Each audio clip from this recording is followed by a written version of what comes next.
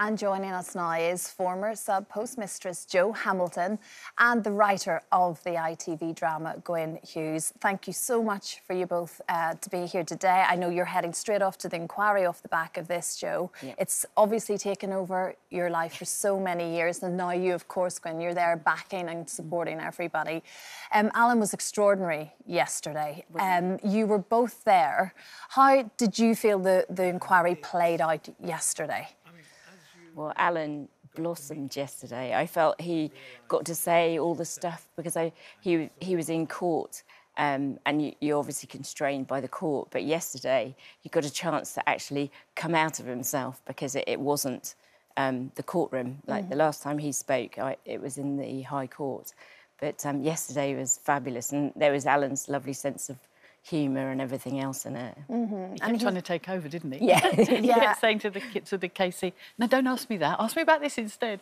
Well, isn't that just a real insight into his personality and his dogged perseverance, which really has enabled you all to come together and to get to this point? And he was such a central character, obviously, of the drama, Gwyn, and such an interesting person because he just won't take no for an answer. And he, again, was just exactly like that yesterday in the inquiry, whilst under pressure.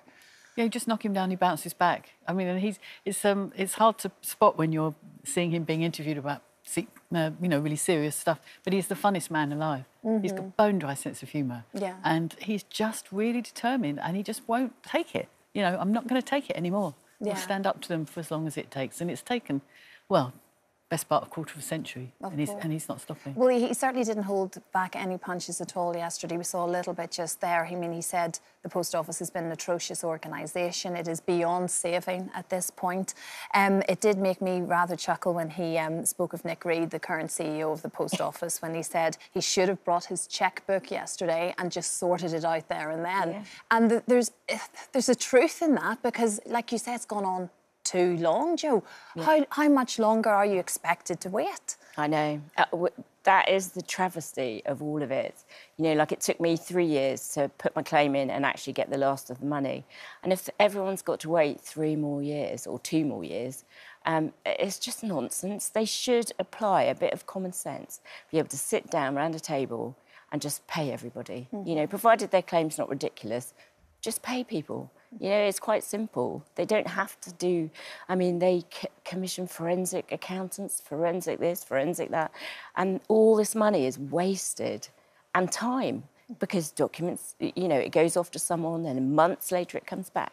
It's just not right. The GLO group, the group that actually have been fighting since 2009 when we first formed, they just need their money so that they can get on with their life. It's really not difficult. No, exactly. Well, Paula Venables, the former CEO of the Post Office, will be appearing in the inquiry next month.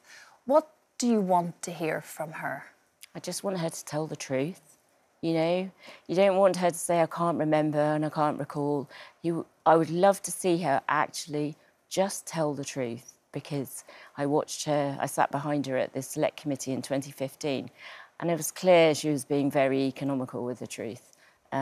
That's all we want. We want truth, and then if people have committed criminal offences, then the inquiry, I'm sure, will refer everything on to the police, and they'll do they'll go through the legal process like we did. Of course. I'm sure, Jo, you and like all of the postmasters and mistresses are incredibly grateful to Gwyn and your team for shining the light that was needed, because this drama, Gwyn, has been extraordinary. I'm sure you were fully aware it was an important piece to write, but you would never have anticipated the effect that it's had. I mean, 20% of the population here are watching it, continue to watch, and all over the world.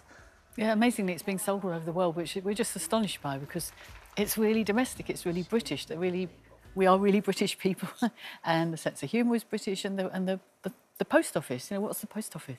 How is anybody to understand that? You know, in New Zealand, but they do, and getting the most fantastic reaction worldwide. And I think just everybody in our societies all over the world, we've all had that experience of being on the phone to a so-called helpline and getting nowhere, and watching that happen to Jo in that spectacularly appalling way. You know, even though it was so much worse than anything that's ever happened to us, I think everybody still felt, yeah, oh my God, that could be me. And it had the most extraordinary ability to get into people's hearts, which utterly surprised us. It resonates with all of us on some level, doesn't it? I mean, watching it yesterday and watching Alan in the inquiry and the support that he had and this whole other chapter that has now happened for all of you, it does feel like series 2, Gwen. I'm not entirely sure if that's even something that you want to contemplate because it's, again, such an important thing. But it does, it has taken on a different road again.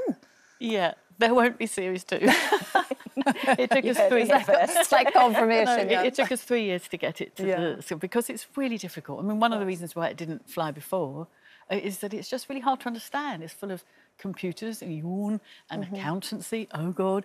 And you know, behind all that were these amazing people, extraordinary people. It's the human stories. Only like a drama could really dig them up. That's a terrible way to put it. But, you know, and so we haven't got another 3 years. Nobody's going to want to know by then, and they'll all be over. Surely to God, in 3 years, you'll have your truth, you'll have your money. I mean, if not, what have we all been doing? Well, really? Absolutely. Surely it has to happen. And Alan was asked this yesterday, Joe, about the possibility of criminal prosecutions. Do you think we will see, Sam? Yes, I'm sure we will. I'm sure the inquiry will get to... Because, again, yesterday, so when they discussed that disclosure wasn't happening as fast as it should, and they were even disclosing documents that are to be used this week, last week. Well, then the legal teams have then got to pour through them, and I think there was 70,000 was one of the figures quoted.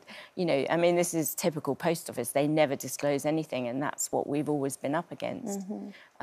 But yeah, the stuff that's coming out is we had a touch of it yesterday. Is pretty damning, and you know I really do have faith in the inquiry to hand the documents over and let due process take its course. Yeah, of course. Well, we have several rights of reply. I mean, the Post Office spokesperson has said they were deeply sorry for the pain suffered, and they are working with the inquiry. In a statement, Paul Venables has said, "I'm truly sorry for the devastation caused to the sub-postmasters and their families," and said she will focus on assisting the inquiry now. And like we say, she will be there next month, and all ears and eyes will be on her in that moment, I'm sure. Thank you so much, and best of luck today. Joe, we'll let you get back to the inquiry. Gwen, what a pleasure it is. What a pleasure it is to meet you as well, Gwen. What a remarkable impact you have had with your writing. Thank you very much indeed, ladies. You, of course, can watch and join 14 million others who have watched Mr. Bates versus the Post Office on ITVX.